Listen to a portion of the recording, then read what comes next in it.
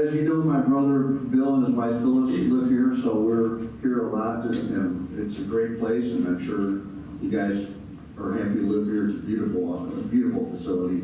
And I want to thank Billy and Phyllis. I'm sure they strong-armed somebody into coming.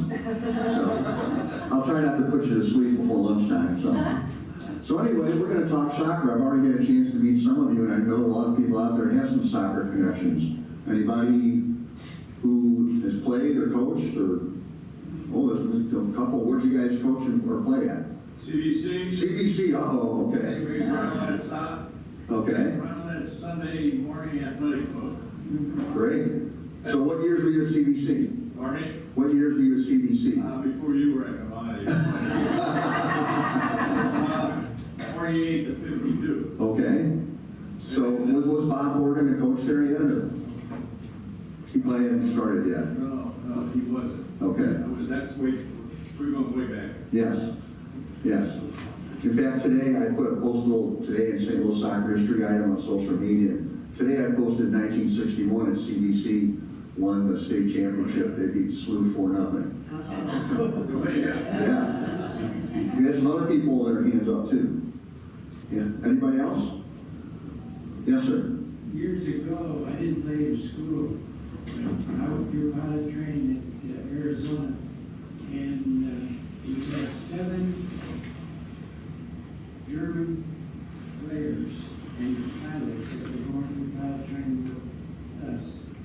And we got out on the field to play a little soccer with them. We learned all about what soccer was. I bet they taught you a few lessons, huh? Yeah. That's neat. Well, we're going to talk a little bit about soccer, because rumor has it there's a new team in town. Saturday night, they played their first game. And just to show you a quick video clip, the score was tied 2-2 with 5 minutes left when this happened. It's a terrific ball from Ruben. Oh, yeah. And now cross airway. Coming across.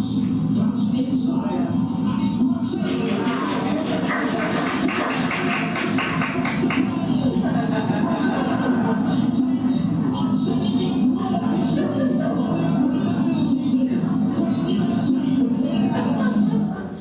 So I don't know if you heard the announcer at the end. He said more history for St. Louis soccer.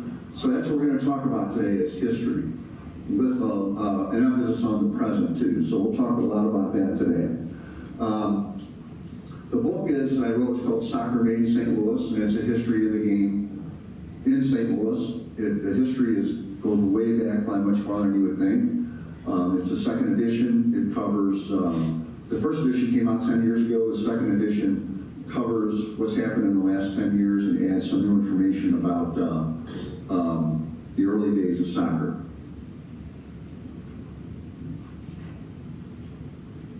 So here's what's up for today. I'm going to cover basically 4 things. Why, even with all this history of soccer in St. Louis, why this is the best of times for soccer in St. Louis. We'll talk a little bit why St. Louis is America's first soccer capital, which is the subtitle of my book. Why we can say that. Talk about the new kids in town, the new team that's going to play their first home game Saturday night in the brand new stadium. And at the end, if anybody's interested, I have some books here I'll be happy to sell and sign. So that's the bargain we're going to make here. You got to sit here and listen to me, and if you're interested in the book, I have them here for you. So let's get started. So I don't know how many of you watch the soccer come on live from England on the weekends. We're fortunate today that we can actually watch games in England live every Saturday and Sunday, the best league in the world. If you watched it a couple weeks ago, there was a headline that said, Chelsea, which is one of the top teams in England, fails to beat Fulham, another team based in London, because of superb defending by a guy named Tim Ream. So we're going to make some connections between Tim Ream and St. Louis soccer to get the discussion started. If you watch that game, here's a highlight from it. Watch the ball. Last year, Christian Palace, the ball this season. He's passed it to Mason Pointe.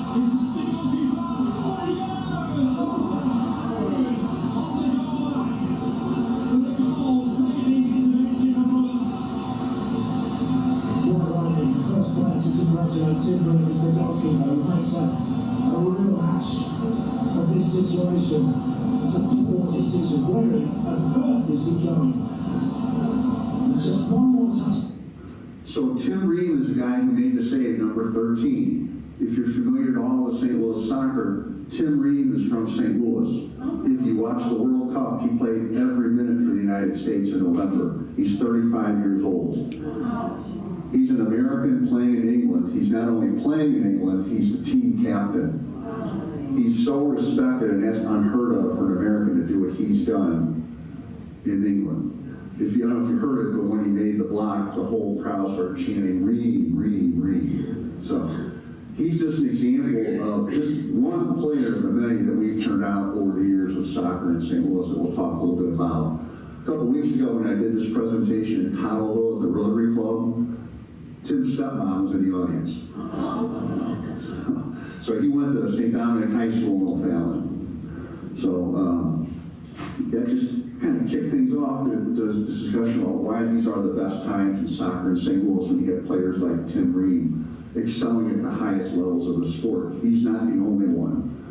Here are some of the guys and gals who made their mark in international soccer from St. Louis in the last 10 years. Starting on the far left, that's Vedad Ibisevic.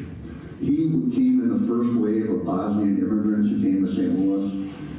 As you may be aware, there are more Bosnians living in St. Louis than anywhere else in the world except Bosnia itself. Wow. He played 1 year at St. Louis U, then he turned professional. He played for Bosnia. He scored the goal that qualified them for their first World Cup. Then he scored their first goal in their very first World Cup game against Argentina. He's one of the most skillful players that has ever come out of St. Louis. He played in Germany his whole career. He wound up scoring 126 goals in the German league. So that's just one example of a St. Louis guy who's excelled at the highest levels of the sport. In the middle, the guy with the ball that said, that's Tim Ream, as I talked about him, from St. Dominic High School, went to St. Louis University. He's been playing in England the last 10 years, and at age 35, he's enjoying the greatest season of his career. He's a defender. Then to his right, in the orange, is Brad Davis. He played for the United States in the 2014 World Cup. He's currently the president of St. Louis Scott Gallagher Soccer Club, which plays in Fenton at the soccer park. He also had a great career in Major League Soccer. He retired as one of the all-time leading players in that league. Just below him in yellow is another kid who's from St. Dominic High School, Josh Sargent. He plays in England. He's currently playing for Norwich City. He's only 23 years old. He has a great career in front of him. He also played for the United States in the last World Cup. So he could be the star because he's the scorer. He's the center forward. So the next World Cup, which we play in the United States, you may hear a lot from the redhead. Yes. How is Norwich doing? Are they going to be promoted to? Are they like close to being promoted to? Like how are they? Okay, just to give you some background, and outside of this country in soccer, they have what's called promotion and relegation. The bottom three teams get relegated to the next lower league, and the top three teams in the lower league move up. It's like the Pittsburgh Pirates get relegated to Class AAA baseball. That's what happens in every other country outside the United States. So he's playing for Norwich in the second division. To qualify, they have to finish in the top 5, and then you go to playoffs. They're right on the verge of being in a playoff zone. Okay, good. So, yeah, so they have a chance. He played in the Premier League last year. In fact, he was the first St. Louis in the score. He scored 2 goals in one game in the Premier League. Then in the middle are the 2 ladies from St. Louis. To the left is Becky Sauerbrunn, and to her right is Lori Kolopny. They played more appearances for the United States than anybody from St. Louis, male or female.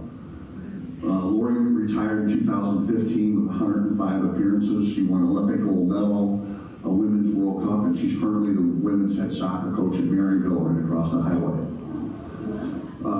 Becky currently plays. She's played more than 200 times for the United States.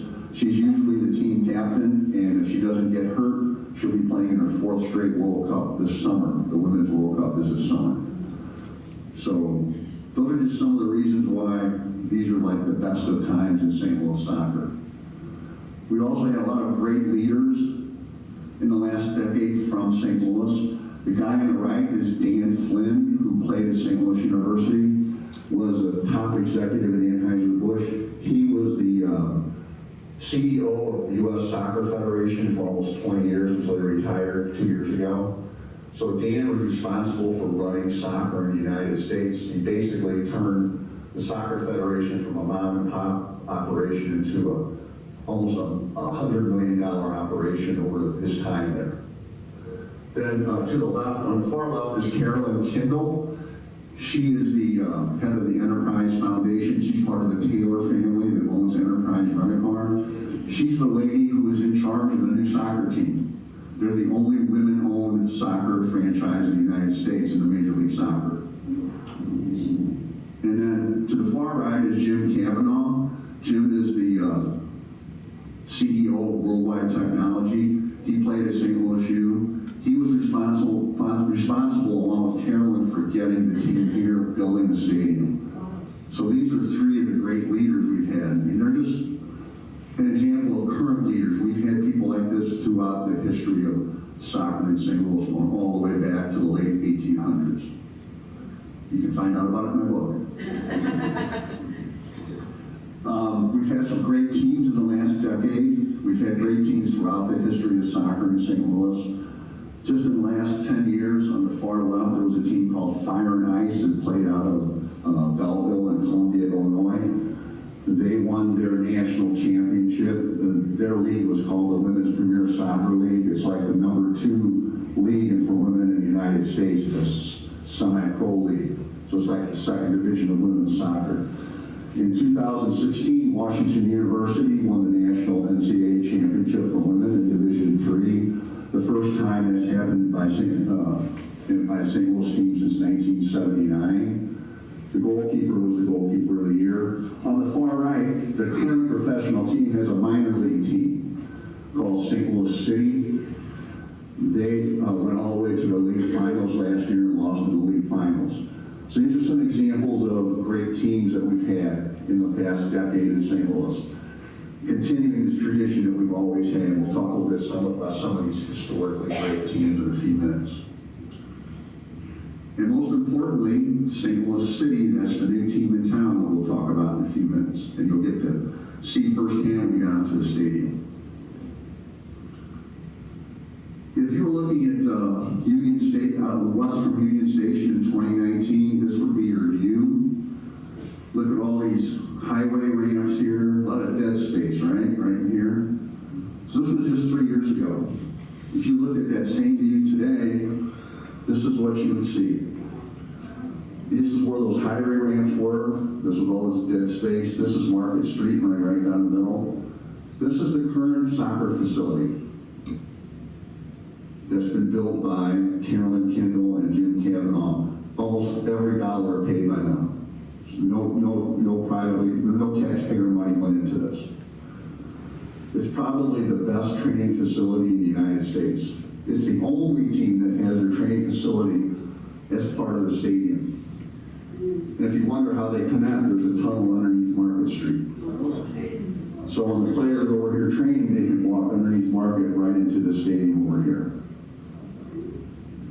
So you get to see that when you go down there. I don't know if they will show you the training facility, but there are 3 fields here. There's a building here for the team.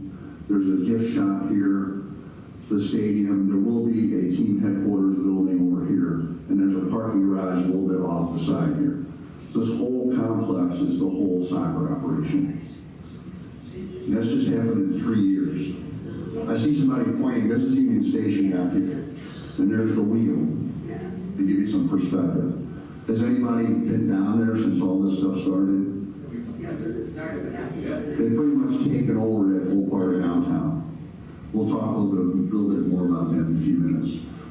So that's just what's happened in the last 3 years.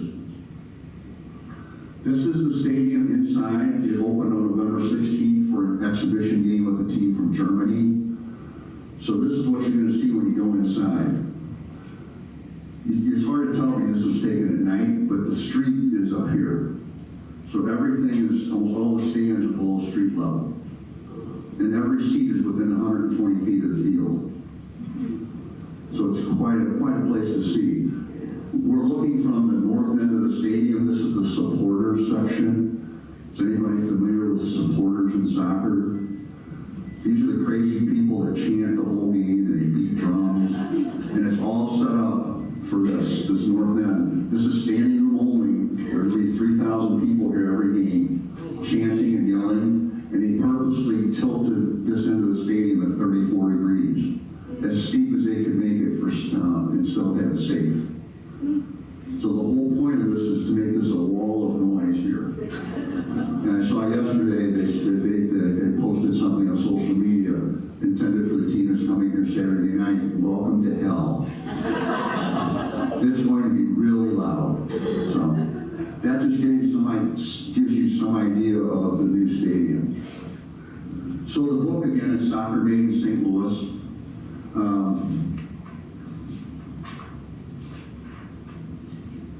We get caught up here. There we go. Okay, so the book shows in the last 10 years what's happened, not just the coming of the new team, but all the events that led up to it. And it talks about some of the things that have happened in the past that have come to light because a lot of research has happened in the last 10 years. Does anybody do any genealogies, searching online? Yeah, you may know that all the newspapers in St. Louis are online now, so back before the Civil War. So because of that, in the last few years, we found a lot about the early history of soccer in St. Louis. Instead of going to the library and going through all the microfilm. And that's, as you probably know from doing that research, it's a lot of work, isn't it? So.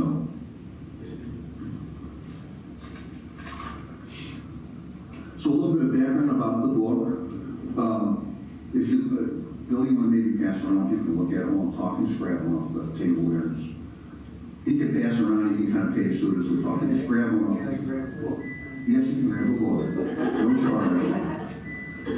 So the first edition came out in 2012, the second edition came out last October. As I mentioned, it brings the story of St. Louis soccer up to date, talks about the coming of the new team, stories of today's great players and how they achieved greatness, and adds information to early St. Louis soccer. I did over 120 interviews for the book. It consists of over 260 pages, all kinds of pictures, lots of statistics for those of you who love to look at statistics in the back of the book. So, let's talk about the story of St. Louis soccer. It starts long, long ago. Many people, when they talk about the history of St. Louis soccer, they start with 1950. Anybody know what happened in 1950 in soccer? World Cup. Yes, the World Cup. And what happened? We won it. They beat England 1-0. They didn't win it, but they beat England, who was the favorite to win it. And they beat it mainly because almost half the starting lineup was from St. Louis. This is the picture before the game. This is Charlie Colombo. He's a defender. This is Frank Borghi, the goalkeeper who shut out England. This is Harry Keogh. This is Pee Wee Wallace, who almost scored at the end of the game, but an English defender cleared the ball off the goal, or they would have won 2-0. And this is Gino Piriani. Four of those guys are from the Hill, and here with the Italian neighborhood. Harry Keogh was from Carondelet in South St. Louis. The assistant coach was Bill Lange right here. And here's a shot from the game itself. Harry Keogh clearing the ball off the line and Frank Borghi.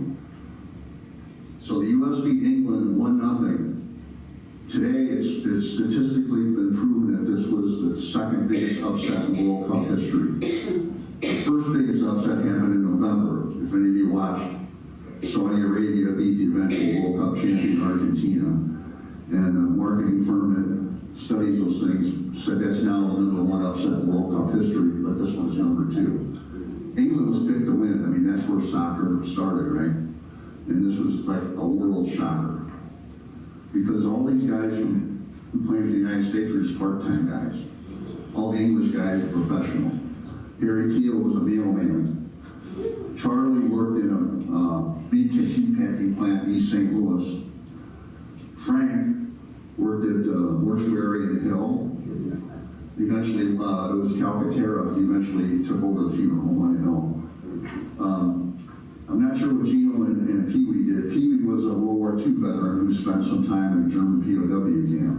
They said he didn't like to talk about it too much. But that's just an example of what happened in 1950, and a lot of people think that's where soccer started, as far as the story of soccer in St. Louis. But it's not true. We're America's first soccer capital because, first of all, we're the only city in the United States that's produced generation after generation of international level players since the 1890s. We've won 90 national championships. That includes all levels of college. It includes the U.S. Open Cup, which is recognized as the U.S. National Championship in soccer, and the U.S. Amateur Cup, which is open to amateur teams. We've had 77 players, men and women, who played at least one game for the United States from St. Louis, starting in 1916 with the very first national team. 77. If you talk to anybody who knows anything about soccer, the ultimate of your career is to play for your country. 77 people from St. Louis have done that. We've got 34 players, coaches, and administrators in various national soccer halls of fame. So the book talks about some new stuff from the old days. The first report of a game was not 1950. February 7th, 1872 was the first mention in the newspaper of a soccer game that was going to be played in St. Louis. Ironically, that game was played at 19th and Pine, which is one block east of the stadium. The first soccer league was formed in 1884. You may think, well, why is that a big deal? There was not a league in England until 1887. The first international soccer game ever played in the United States was played right in St. Louis on Christmas Day, 1884. On the lower left, this is the team that came from Canada to play in that game. The picture was taken, it says, in St. Louis in 1884. On the far right, this is an action shot from a game in 1927. The guy here is, on the far right is Jimmy Dunn. Jimmy Dunn is in the U.S. Soccer Hall of Fame, and he's the guy who scored the winning goal when St. Louis won its first national championship in 1920. Jimmy had a brother named Ebby, who was killed in a tornado in 1926. Jimmy named his son Ebby, and Ebby became a soccer coach at St. Louis University High School. And he's in the U.S. Soccer Hall of Fame, his son too. So Jimmy and Ebby are both in the U.S. Soccer Hall of Fame. Just to give you some background on why the story of soccer in St. Louis goes way, way back, way before 1950. So the new stuff about the new days we'll talk about. We've talked about the players and leaders, the teams, and talk about the new kids in town. I'm going to spend most of my time talking about that. I don't mean to ignore all these great players and teams from the past, but I want to talk more about the present today, and in passing we'll mention some of those teams. So, return to greatness, what happened? Let's talk about how those came to be. As I mentioned, this is a totally locally owned franchise. Enterprise Rent-A-Car has annual revenue of $30 billion. And Carolyn is the grandson of the founder, Jack Taylor. Or granddaughter, I'm sorry. And Jim Cavanaugh on the right was one of two guys who started Worldwide Technology in the late 1980s. And that's now a $14.5 billion company in annual revenue. So we've got some heavy hitters here, right?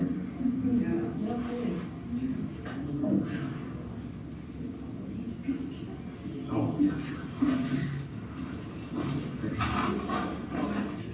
Do some technical changes here.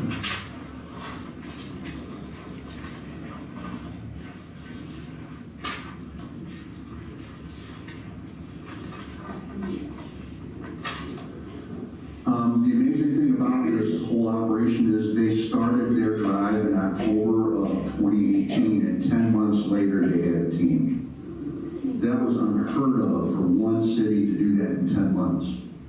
And it's all because these people, two people, were so committed to bringing a team here. and they had the money to do it. Yeah. That's the big thing. They had the money to do it and the desire to do it. A lot of people say, well, why haven't we had a team before now in Major League Soccer? Because we didn't have anybody at the very top who was interested in putting their money and their interest behind it. These two people had that desire and drive to do that. And they did it in 10 months.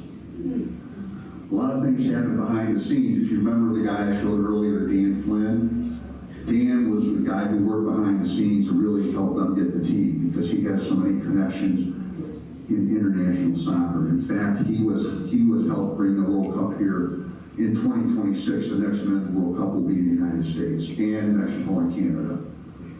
Dan had a lot to do with that, and he used his connections to help them a great deal. You'll never hear Dan say that because he's a very humble guy, but he helped a lot in helping those people accomplish what they did.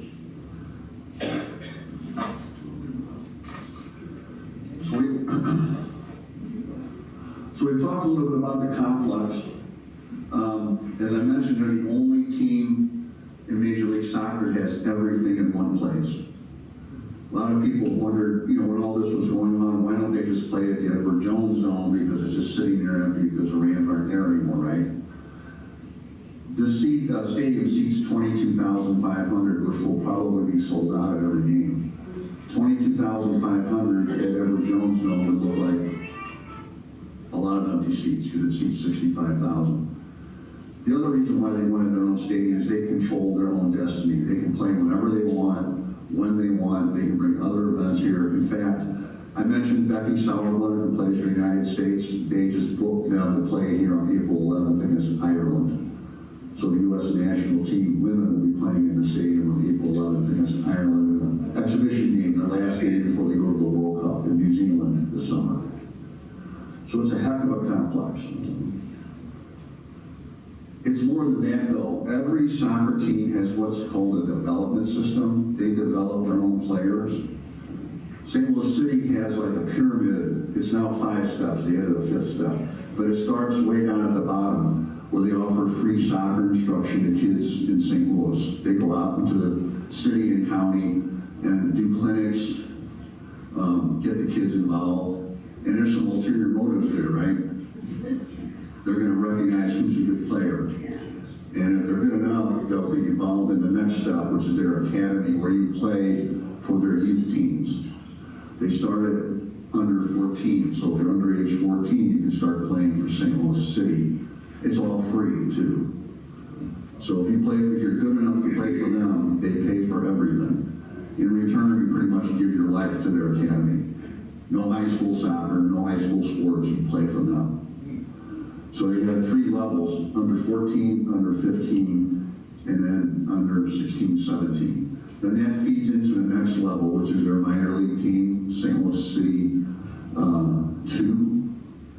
And then if you're good enough, then you go right up to the first team that played Saturday night. In fact, they've already drawn 2 kids out of their academy up to the first team. They had a 17-year-old kid who played Saturday night for 30 minutes from St. Louis. They have another 17-year-old kid from Columbia, Illinois, who's on their roster. And yesterday they signed a local goalkeeper as one of their backup goalkeepers. So all 3 of those players came out of this pyramid.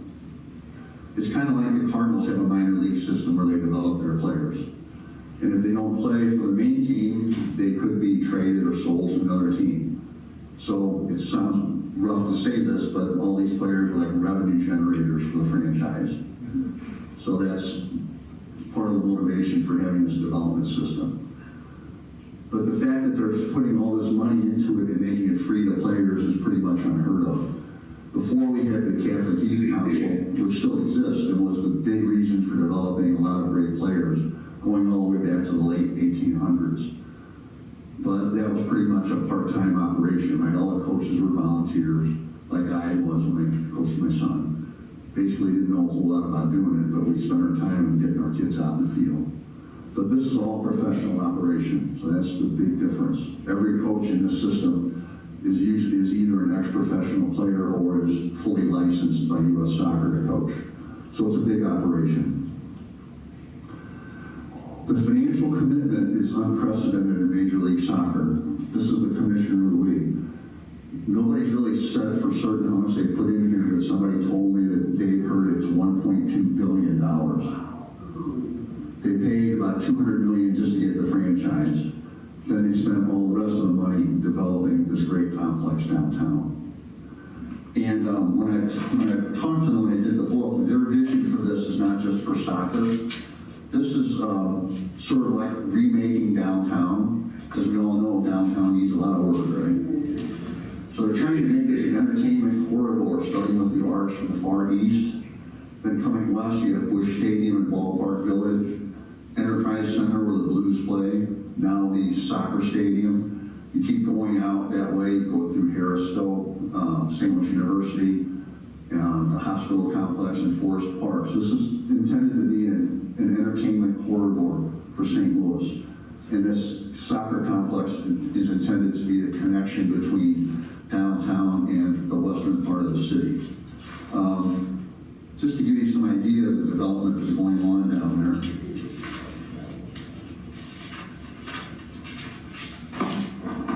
Since 2019, there's been $820 million in development in downtown West, which is a neighborhood where the soccer complex is. They've issued 300 occupancy permits in that part of downtown since 2019. All kinds of restaurants. If you're familiar with just north of the stadium, there's a place called Schlafly's Tap Room. Talk about falling into a bucket. This guy's had this place for 30 years. He's 100 feet from the north end of the stadium. And all the crazy supporters who are in the north end of the stadium always go to Schlafly's to drink. In fact, they're having a big party starting at 4 o'clock Saturday at Schlafly's. And then we'll march from Schlafly's into the stadium. And then if you know Maggie O'Brien's, which is on the other side of Market, that's been completely rethemed into a soccer bar. Right across the street from Maggie's Union Station's opened up a soccer bar called The Pitch, which has a lot of soccer-themed decorations. So this, it's more than just a stadium. Their vision is to try and get St. Louis downtown back on its feet. As I mentioned, the stadium's going to be used for other things than just soccer. They can have entertainment going on there. Friday night, there's going to be a big music party in front of the stadium. Saturday, it's going to continue. It's going to be a week-long festival. And they'll be able to bring concerts in there and other sporting events. So it's more than just a soccer complex. Hey, Dave, Yes. Yes, sir.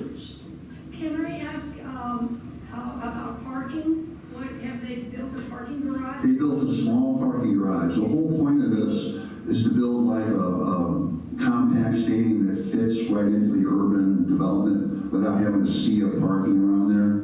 There's a lot of parking at Union Station. There's a lot of parking lots around there, and the Metrolink stops right by there. So their whole idea is to make it, not just a stadium surrounded by all these parking lots, but something that fits into the neighborhood. So parking will be a challenge, but we'll just have to deal with it. We'll see what happens. Thank you. So just to give you a little background, the league they're in is called Major League Soccer. It's been around since 1996. St. Louis City is the 29th team in the league. It's come a long way since 1996. On the right is some of their marketing materials where they talk about demographics. A big selling point for them is that 42% of their fan base is female. So why is that a big deal if you're running a business? If you've taken any marketing classes, who makes all the buying decisions? The woman in the home, right? So this is a big selling point for them that they have 42% female fan base. Major League Baseball has 30% of female fan base. The average age of their fans is 39 in Major League Soccer. That's another big selling point. The average age of the baseball fan is 50. I think golf is 65. So they have a very young fan base, which they're hoping will continue through the years and generate more and more business for the league. This is where all the teams are located. If you look, St. Louis fills a big hole that existed in their map. Within about 4 hours of St. Louis, you have teams in Kansas City, Chicago, like about 5 hours. Cincinnati, 5.5 hours. Nashville, about 5 hours. So they have the potential for rivalries really close to the team, especially Kansas City. Kansas City's made a lot of noise over the last 20 years that they have a team and they sell out all their games, et cetera, et cetera. But I have a feeling that Kansas City will just get blown away by what's going on in St. Louis. It's interesting when you look at this map, there's a lot of St. Louis players in this league. The head coach in Cincinnati is a guy named Pat Noonan, who played at DeSmet. Nashville, the goalkeeper is Joe Willis. I had the privilege of coaching him for 2 years when he was a kid. And another St. Louis player named Jack Mayer. Austin, if you watch some of those highlights, the poor kid that got beaten on the last goal is the kid named Kip Keller from St. Louis. He plays for Austin. Another kid named Will Bruin plays for Austin. So there's St. Louis players throughout the league as well. MLS is an interesting setup. If you know anything about legal terms, they're set up as a single entity. Does anybody know what a single entity legal structure is? A single entity legal structure means you don't own a team, you own a share of the league. So Carolyn Kendall and Jim Kavanaugh don't own St. Louis City, they own 1/29th of the league. Why is that important? It's because they share in everything. All the revenue gets shared, the expenses are shared, the players' salaries are shared. That's important because if you're one of the bottom dwellers and you're struggling, you don't have to worry about going out of business. You've got a safety net. And this was a big issue why soccer never really took off in this country until now. The previous professional league was called the North American Soccer League. If any of you remember the St. Louis Stars, who played in that league from 1967 to 77, they couldn't compete with teams like New York, who signed guys like Pele, other big European stars. They forked over a lot of money to bring these guys in. St. Louis and other teams simply couldn't keep up. So the league went out of business in 1984. So MLS is set up to avoid that, to keep the league vibrant and going without people having to worry about going out of business. They haven't had a team go out of business since, I think, 5 years ago. Before that, it was almost 20 years before a team had gone out of business. So this single entity structure is a big thing. You probably know the NFL, all the teams share TV revenue. They're kind of like MLS, but the MLS is like the NFL on steroids.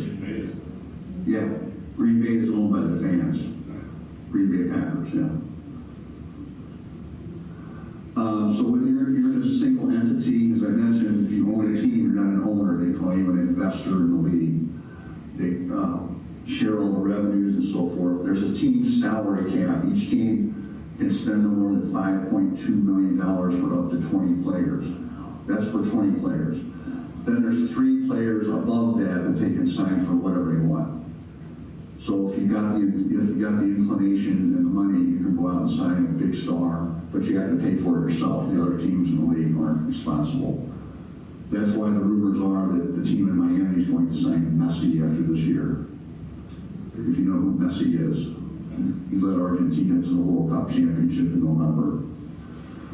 So more details on the minimum salary and so on and so forth. Why would you want to get involved in MLS as an investment? The old saying used to be, how you make $1 million in soccer? You start with 10 million. That's not true anymore. Look what's happened since 2007. In 2007, you could have bought a team for 10 million. By 2019, they were going for 320 million. That's why the owner of the Carolina Panthers paid $325 million for a team in December 2019. So you can see the average MLS team value is $579 million. They're also banking on the World Cup coming here in 2026, generating even more enthusiasm for soccer. As I mentioned, it's going to be played in Canada, United States, and Mexico. There will be no World Cup games here because we don't have a big enough facility to have a World Cup game. Because these games they sell out 60, 70, 80,000 people. And they want to play on natural grass, which is why they won't play in the Jones Zone, because they have to bring in sod. It's a mess. So St. Louis won't share a game. They may have the teams coming here to train because training facility is magnificent, which you'll see when you tour. As I mentioned, the demographics are a big deal, why MLS is a growth company. Some more background on MLS. They play 34 games. The first game was last weekend. They go till October. The playoffs will start in October. Season opened for St. Louis City in Austin last Saturday. We saw highlights. The game Saturday is sold out. They play Charlotte at 7:30. They sold 19,500 season tickets. They sold every season ticket they could sell. They want to hold 3,000 single game tickets out so they can sell single game tickets. They probably could have sold every seat in the house if they wanted to. Just somebody mentioned to me when they opened up the season ticket application, they got 69,000 applications for season tickets. So it's the hottest ticket in town right now. They're going for outrageous prices on the internet for people trying to sell wanting to make a profit off their tickets and selling them at big prices for Saturday. TV. This is an interesting thing. All of the MLS games are on Apple TV. This is a streaming service. So there's no commercial TV except for a few games that are going to be carried by Fox. But almost all the games are on Apple. This is a challenge for a lot of people because you have to pay for Apple, right? It's not free. A lot of people are asking, well, why are they doing this? The reason is they control their destiny. They don't have to worry about conflicts with other games and other sports getting knocked off the air because of that. They control the whole thing. And this is a model for sports in America in the future. You're going to see baseball going this way, football, basketball. They're all going to go streaming. If you know any history about or the current status of Bally Sports that shows the Cardinal games, they're about to go bankrupt. So you're going to see almost all of the sports in the United States go into this model. Radio, they're going to be on Y98 in English, and they're going to have a Spanish language broadcast on KXOK FM. And both of those stations are owned by the same owners of KMOX. So again, they're controlling their own destiny by not being on KMOX and having to worry about getting knocked off by a Blues game or a Cardinals game. So some more background. Last year, MLS averaged 21,000 people a game. Most of their stadiums are about 20,000. The exceptions are Seattle, Atlanta, Charlotte. They play in their NFL stadiums. Kansas City has an 18,500 seat stadium that's sold out the last 100 and something games. So they have small stadiums. They do pretty well in terms of tickets distributed. Tickets distributed includes freebies. Every professional sports league except Major League Baseball counts tickets distributed when you see the crowd count. None of those leagues are actual people at the game. They're tickets distributed or tickets sold. So that's why if you go to a Cardinal game and they say there's 45,000 people, and you're like, where are they? Well, they bought tickets, they just didn't show up. So the top drawing teams, Atlanta, which plays in their NFL stadium, and Charlotte. Last weekend, Atlanta opened the season with 65,000 people at their game. Charlotte drew almost 50,000. The bottom teams, Colorado, owned by our friend Stan Kroenke. They average a little over 15,000. The amazing thing about when you go to a game in Colorado for Stan Kroenke's team, the parking's free. I was shocked when we went there. Figuring Sam would be charging and he got the nose to park there, but he doesn't. And Inter Miami, which doesn't have to have their own stadium, we're the lowest drawing team. This is the team that they say will sign Messi next year. They're owned by David Beckham, if you've heard of David. The English soccer player, bended like Beckham, you may have seen that movie. He's the guy who owns that team. So this is Saturday night. This is the stadium. This is what it looks like at night. It's quite a facility. And since this picture was taken last Friday night, they put an arch up here in front of the main entrance, a multicolored arch. So it's quite a complex. And just to conclude, just a little bit about, I post on social media, on Twitter and Facebook. I have a website called Soccer Day in St. Louis that has some extra stories on there. I put out a daily Today in St. Louis soccer history and social media. That's my Twitter handle there. So, and the book, as I said, is available here, and if you're still thinking about, well, I want a copy or not, you can find it at the local bookstores. Schnucks even has it. It's on Amazon. The publisher is Reedy Press, and I'm selling them today for $5 off retail. So we're getting close to the end of the hour. I don't want to keep you from lunch. Does anybody have any questions about anything? Yes, Nancy. Hey, what has Welcome to Wrexham done to soccer? Have you watched that show, Welcome to Wrexham? Oh, I haven't seen that, no. You haven't? No. Okay. I watched Ted Lasso. Did anybody watch Ted Lasso? Yeah. The crazy American football coach who goes to England and coaches a soccer team. Pretty funny if you ever get a chance. It's on Netflix, I think so. Or it's on Amazon. Well, Wrexham is owned by, two Hollywood. Yes, owners, yeah. right, that's right, yes. Yeah, there's some Americans who own English soccer teams.